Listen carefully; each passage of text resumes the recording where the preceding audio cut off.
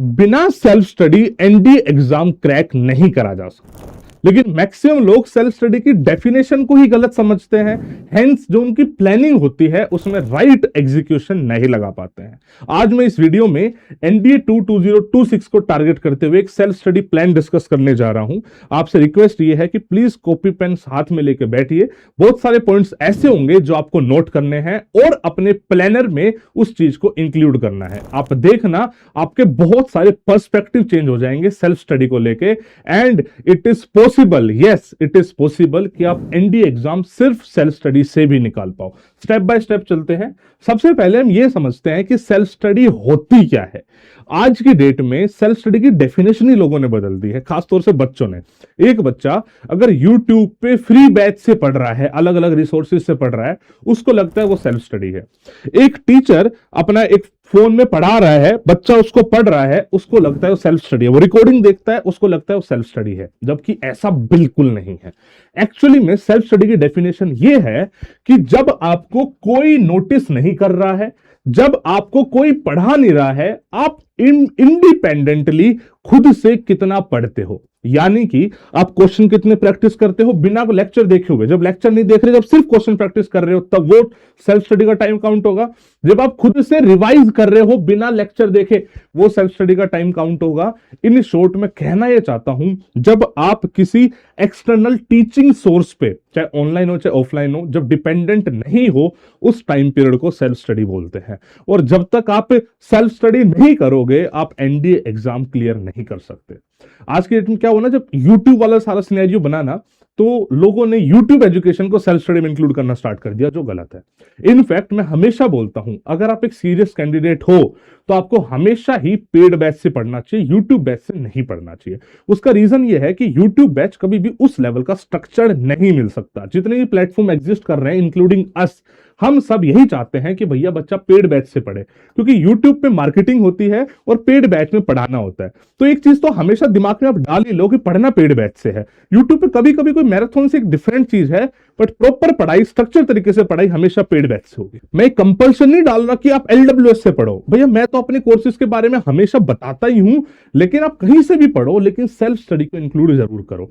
अभी मैं अगले 1 मिनट में जो हमने नए बैचेस लॉन्च करें उसके बारे में बताने वाला हूं। आप चाहो तो उसको स्किप कर सकते हो और आप फिर बाकी वीडियो पे आ सकते हो। बाकी आप सुनो, आज की डेट में एलडब्ल्यूएस ने कमांडो बैच लॉन्च करा है और आर्म बैच लॉन्च करा है।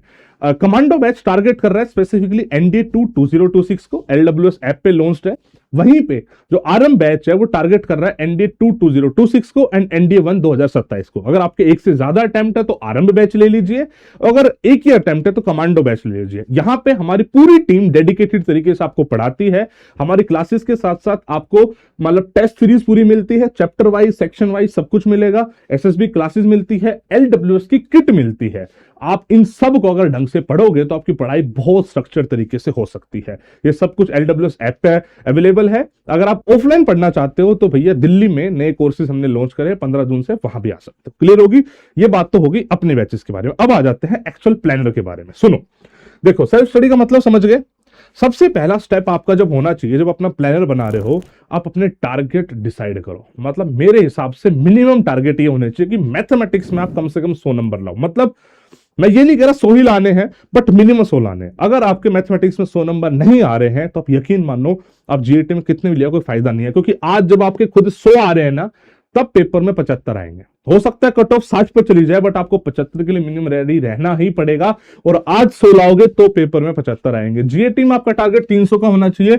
इन टोटल आपका स्कोर 400 प्लस होना चाहिए। और अगर आप गर्ल कैंडिडेट हो तो 450 का होना चाहिए। आप किस में 50 नंबर बढ़ाओगे अपने हिसाब से आप देख सकते हो। क्लियर होगी बात? अब आगे चलते हैं। सुनो, मैं स्टेप बाय स्टेप करता हूं। मैथमेटिक्स में जो तरीका होना चाहिए मेरे हिसाब से, पहले आप थ्योरी पढ़ो, मतलब बेसिक्स आपको पढ़ने पड़ेंगे। आपने स्कूल में पढ़ाई करी है वो डिफरेंट है, आपको एनडी के हिसाब से थ्योरी और बेसिक पढ़ने पड़ेंगे। इसको आप लेक्चर से पढ़ सकते हो, आप किताब से पढ़ सकते हो, बट पढ़ना पड़ेगा। उसके बाद आपको कुछ क्वेश्चंस प्रैक्टिस करने पड़ेंगे, चाहे आप टीचर प्रैक्टिस करा रहे हैं उसको करो या एग्जांपल देख के सोल्व करो, फिर आपको पीवाईक्यूज करने पड़ेंगे, फिर टेस्ट देने पड़ेंगे और लास्ट में मॉक टेस्ट फुल लेंथ देने पड़ेंगे। ये मैथमेटिक्स की स्ट्रेटेजी है, इसके अलावा कोई और स्ट्रेटेजी काम नहीं कर सकती। अगर आपने पहले ये सब पढ़ा हुआ है तो सीधा मॉक दे सकते हो, अगर आप पहले एनडीए निकले हुए हैं, अच्छा स्कोर है, मैथ्स में अच्छी पकड़ है, तो सीधा पीवाईक्यू दे दो, चैप्टर टेस्ट लगा लो। लेकिन आपकी प्रोसेस यही होगी, खुद पढ़ लो, लेक्चर से पढ़ लो, वो आपकी चॉइस है, ठीक है। एलडब्ल्यू से पढ़ लो, कमांडो बैच से कहीं और से पढ़ लो, वो आपकी चॉइस है, लेकिन पढ़ना ऐसा ही पड़ेगा। क्लियर होगी बात भैया? 120 क्वेश्चन है, 300 नंबर है, 2.5 नंबर पॉजिटिव, -0.83। हर बच्चा 120 क्वेश्चन नहीं कर सकता। मतलब इनफैक्ट उस 2.5 घंटे के टाइम में अगर आप टीचर को बैठा दोगे तो शायद टीचर भी 120 क्वेश्चन सही नहीं कर पाएगा। तो मैथमेटिक्स में हमेशा ही मेरा पॉइंट ये है कि आपको कुछ अपने चैप्टर सेलेक्ट करने हैं जो हाई वेटेज कैटेगरी है। कुछ चैप्टर्स के नाम मैं दे रहा हूं, आप अपने हिसाब से अपने चूज कर सकते हैं। हर बंदे के चैप्टर्स अलग हो सकते हैं, फिक्स नहीं है। मेरे हिसाब से होने चाहिए क्वाड्रेटिक इक्वेशन कॉम्प्लेक्स नंबर 8 से 10 क्वेश्चन यहां से आ जाते हैं। सेट्स, पीएनसी, प्रोबेबिलिटी, स्टैटिस्टिक्स मिला के अप्रोक्सीमेटली 25 से 30 क्वेश्चन आ जाते हैं। ये जब पढ़ो तो सारा ही पढ़ना। ट्रिग्नोमेट्री, रेशियो एंड आइडेंटिटी मिला के 8 से 10 क्वेश्चन आ जाते हैं। मैट्रिक्स डिटर्मिनेंट मिला के 12 से 15 क्वेश्चन आ जाते हैं। फंक्शन लिमिट एओडी अप्रोक्सीमेटली 10 से 12 क्वेश्चन आ जाते हैं। Straight line vector 3D approximately 8 से 10 क्वेश्चन आ जाते हैं। तो इतना भी कर लोगे तो भी अप्रोक्सीमेटली 60 क्वेश्चन का सिलेबस हो गया। लेकिन आप अपने हिसाब से अलग चैप्टर्स भी चूज कर सकते हैं। किसी का कैलकुलस ज्यादा अच्छा हो सकता है तो उसमें कैलकुलस डाल लो, किसी को ट्रिग्नोमेट्री बहुत पसंद है तो उसमें ट्रिग्नोमेट्री के बाकी चैप्टर्स डाल लो। ये मैंने अपने हिसाब से हाई वेटेज चैप्टर्स बताए हैं जो अप्रोक्सीमेटली 60 से 65 क्वेश्चन का सिलेबस करते हैं। आपको मिनिमम 60 से 65 क्वेश्चन का सिलेबस कवर करना पड़ेगा। चैप्टर कौन से होंगे आपकी चॉइस है, पहले कौन से करोगे, दूसरा कौन सा करोगे, आपकी चॉइस है। पहले आपने कुछ कर रखे उसको स्ट्रॉन्ग करोगे, वो आपकी चॉइस है। कैसे करोगे मैंने बता दिया है, मतलब चैप्टर करना ऐसे, अगर आपने पहले से थ्योरी और ये सब पढ़ रखा सीधा पीवाईक्यू कर लो, नहीं पढ़ रखा तो पढ़ना पड़ेगा। करोगे कैसे वो आपकी चॉइस है, लेकिन भैया आपको करना ही पड़ेगा। इसलिए हमने जो हमारे बैचेस है ना, कमांडो बैच है, जो भी बैच है, हमने इसलिए पुरानी रिकॉर्डिंग भी दे रखी है कि भैया हम पढ़ा रहे हैं क्वाड्रेटिक इक्वेशन, किसी को मैट्रिक्स पढ़ना है तो भैया तो पुराने वाले से जाके पढ़ ले ताकि कोई दिक्कत ना हो। आप समझ रहे हो? कैसे पढ़ोगे वो आपकी चॉइस है, पढ़ना इतना पड़ेगा और अगले 3 महीने में आपको इसको डिवाइड भी करना पड़ेगा। जीएटी में स्ट्रेटेजी थोड़ी सी अलग रहेगी, थोड़ी सी अलग है, ज्यादा नहीं है, दिखने में सेम लग रही है। जैसे सबसे पहले थ्योरी पढ़ोगे, क्वेश्चन प्रैक्टिस करोगे, पीवाईक्यू करोगे, रिवीजन करोगे, मॉक टेस्ट करोगे। इसमें सबसे इंपॉर्टेंट है थ्योरी, मतलब जहां पे मैथमेटिक्स में ज्यादा इंपॉर्टेंट है क्वेश्चन प्रैक्टिस, यहां पे ज्यादा इंपॉर्टेंट थ्योरी। अगर आप पीवाईक्यू नहीं करोगे तो भी चल जाएगा, बट रिवीजन जरूर करनी है। मतलब आप जितना ज्यादा याद रख सकते हो वो ज्यादा इंपॉर्टेंट चीज है जीएटी में। जीएटी में हो सके तो सिलेबस पूरा करना है। अभी इस मोमेंट पे जब मैं वीडियो बना रहा हूं, जहां से अप्रोक्सीमेटली 3 महीने का समय बचा है, अब भी आप जीएटी का सिलेबस पूरा कर सकते हो। अब तक मैं ये बोलूंगा, आज से जब 1 महीने बाद वीडियो बनाऊंगा तब मैं ये बात नहीं बोलूंगा, बट आज जीएटी का सिलेबस करना पॉसिबल है। पहले बच्चों ने करा है, आप भी कर सकते हो, और आपकी स्ट्रेटेजी में कंप्लीट सिलेबस होना चाहिए, तभी जीएटी आसान बनेगी, स्कोरिंग बनेगी, अदरवाइज जीएटी मुश्किल बनेगी। हम अपने अपकमिंग बैचेस में ये लास्ट बैच है जहां पे हम अपना सिलेबस कंप्लीट करेंगे, उसके बाद हम भी चीजें छोड़ छोड़ के इंपॉर्टेंट टॉपिक पढ़ाएंगे। ये हमारा आखिरी बैच आ रहा है जहां पे हम ऑफलाइन ऑनलाइन कंप्लीट सिलेबस कराने वाले हैं, यानी कमांडो बैच, आरएम बैच, इनमें कंप्लीट सिलेबस होने वाला है। उसके बाद बैचेस में क्रैश आने स्टार्ट हो जाएंगे। क्लियर होगी बात? उसमें भी आपकी प्रायोरिटी होनी चाहिए कि आपको फर्स्ट प्रायोरिटी साइंस देनी है, फिर इंग्लिश, फिर जीके। सर ऐसा क्यों बोल रहे, इस बार तो साइंस मुश्किल आ गई? अरे साइंस मुश्किल इसलिए आ गई बिकॉज मतलब मुश्किल तो आई है, बट वो मुश्किल इसलिए लग रही है बिकॉज एक सेट दरिया था, उतने से क्वेश्चन पूछता था, और भैया आज उसके बाहर पूछ दिया तो मुश्किल हो गई। लेकिन इसका मतलब ये नहीं कि साइंस स्कोरिंग नहीं रही, साइंस सबसे ज्यादा स्कोरिंग है, बिकॉज साइंस का जो सिलेबस है वो डिफाइंड है। अगर हो सके तो साइंस का बिल्कुल कंप्लीट सिलेबस पढ़ना है, एकदम कंप्लीट। इंग्लिश एक लैंग्वेज है, बहुत सारे बच्चों को इंग्लिश पढ़ने की भी नीड नहीं होती। अगर आप पीवाईक्यू उठाओ और आप 2 पेपर उठाओ मिनिमम, और आप 50 में से 30-35 क्वेश्चन कर पा रहे हो तो इंग्लिश मत पढ़ो, कोई दिक्कत वाली बात। अगर आप थोड़े बहुत कम है तो रीडिंग कॉम्प्रिहेंशन, वोकैब पे ज्यादा फोकस कर लो, तब भी काम हो जाएगा। ठीक है, जीके सबसे लास्ट प्रायोरिटी होनी चाहिए, बिकॉज जीके का सिलेबस बहुत बड़ा है। जीके में क्या पढ़ना है उस पर मैं आता हूं। ठीक है, आइडियली मतलब मुझसे पूछोगे साइंस कंप्लीट पढ़ लो, फिर भी किसी को इंपॉर्टेंट चैप्टर चाहिए तो लिस्ट दे रहा हूं। फिजिक्स में motion, sound, optics, thermo electromagnetism, chemistry में basic chemistry, acid base salt, carbon important compounds, cell, tissue, human body disease. किसी को पहले से पढ़ रखा है, सिर्फ क्वेश्चन प्रैक्टिस कर ले। ऐसा भी तो हो सकता है आपने फिजिक्स साइंस बहुत अच्छे से आती है तो सिर्फ क्वेश्चन प्रैक्टिस कर ले, ओनली क्वेश्चन प्रैक्टिस। जिसको लगता है नहीं, पढ़ लो। बहुत बच्चा बायो छोड़ता है, गलती मत करना, बायो पढ़नी है, पढ़नी है, पढ़नी है। आप जीएटी को क्वेश्चन छोड़ दोगे तो जीएटी आप मुश्किल बना लोगे, छोड़ना नहीं है, मतलब अभी तो इस स्टेज में नहीं छोड़ना चाहिए। जीके पे आ जाते हैं। जीके में सबसे first priority should be geography. Geography के अप्रोक्सीमेटली 25 क्वेश्चन आते हैं। मुझसे पूछो तो ज्योग्राफी पूरी पढ़नी चाहिए। वर्ल्ड ज्योग्राफी, इंडियन ज्योग्राफी पूरी पढ़ो। छोड़नी है तो हिस्ट्री, पॉलिटी ये सब छोड़ सकते हो, ज्योग्राफी मत छोड़ो, मतलब माई सजेशन। फिर भी मतलब ये मैंने इंपॉर्टेंट टॉपिक्स लिखते हैं, इसमें इंडियन ज्योग्राफी और ऐड कर देना। मुझसे पूछोगे ज्योग्राफी पूरी पढ़ो, ठीक है। इनफैक्ट जो हम कमांडो बैच स्टार्ट करें उसमें ज्योग्राफी सबसे पहला सब्जेक्ट इसलिए उठा रहे हैं। हिस्ट्री में मुझसे पूछोगे Indus valley civilisation, Jainism, Buddhism, bhakti Sufi movement, travellers और ऐड कर लो इसमें।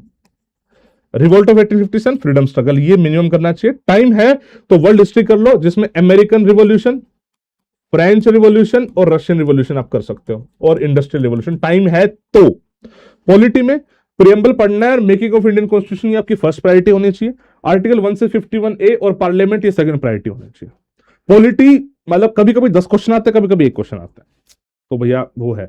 इकोनॉमिक्स की बात करें, 5 year plan, basic economic test plus में 5 ईयर प्लान, ये मस्ट है।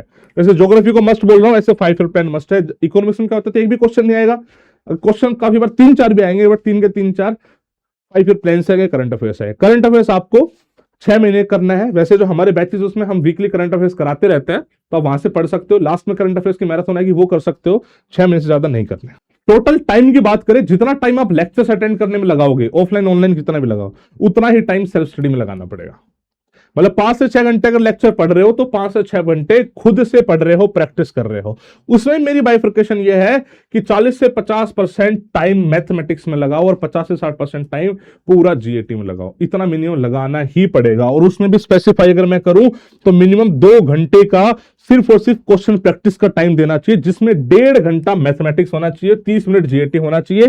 टाइम कम पड़े तो जीएटी को स्किप करके सिर्फ मैथमेटिक्स होना चाहिए, बिकॉज मैथमेटिक्स में क्वेश्चन प्रैक्टिस इज मस्ट। इन सब के अलावा हम तो अपने बैचेस में एसएसबी भी कराते हैं, वीक में 2 क्लासेस, बेसिक एसएसबी फाउंडेशन भी देते हैं। आप चाहे तो अभी इस मोमेंट पे एसएसबी को थोड़ा सा मतलब पीछे वाले बस्ते में डाल सकते हैं। हम तो ये होता है कि भैया रिटर्न के साथ साथ बेसिक हैबिट्स डेवलप कर ले, व्हाट इज एसएसबी ये पता लग जाए, ये हमारी कोशिश रहती है, राइट। तो ये हम मतलब कराते हैं। बाकी आप एसएसबी को फिलहाल थोड़ा सा साइडलाइन कर सकते हो। मेरे हिसाब से मैंने एक चीज आपको क्लियर समझाई है, कोई डाउट आपकी रहनी नहीं चाहिए। फिर भी कोई डाउट है, परेशानी है, किसी टॉपिक का कुछ पूछना है, आप कमेंट सेक्शन में पूछ सकते हैं। बैचेस का मैंने बता दिया है, we have launched new batches on LWS app, you can check them out. मैं गारंटी दे रहा हूं बेस्ट क्वालिटी कंटेंट की। LWS बेस्ट क्वालिटी कंटेंट पढ़ाता है, क्रिस्प मैनर में पढ़ाता है, दैट इज बच्चा इतना प्यार करता है, इतने सिलेक्शन हम क्लेम कर पाते हैं, ठीक है। बाकी भैया चॉइस इज योर्स, मेहनत करनी पड़ेगी, कहीं से पढ़ो, मेहनत आपको करनी पड़ेगी। हर प्लेटफॉर्म से रास्ता दिखाएगा, पढ़ना आपको पड़ेगा। किस टॉपिक पे वीडियो चाहिए वही बता देना। Wish you all the best. जय हिंद, जय भारत।